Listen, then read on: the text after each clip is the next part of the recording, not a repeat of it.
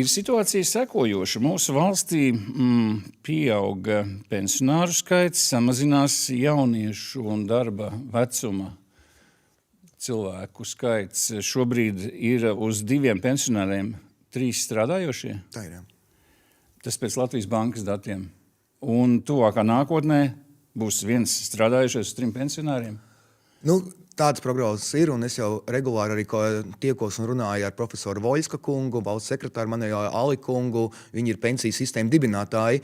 Un tad, kad šo pensiju sistēmu veidoja, jau tad prognozēja, ka demogrāfija būs tāda, kāda viņa ir tagad, diemžēl.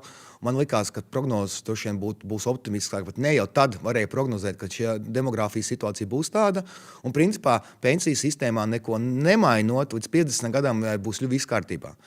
Tā problēma varētu rasties pēc tam, ja cilvēku skaits tiešām ir kritisks, maksājošo skaits ir kritisks, tad ir atkal jāveic uzlabojumi, bet es zinu, ka mēs tāpat regulāri eksperti regulāri veic monitoringu un meklē veids, kā uzlabot gan 1. gan 2. pensiju sistēmas līmeni.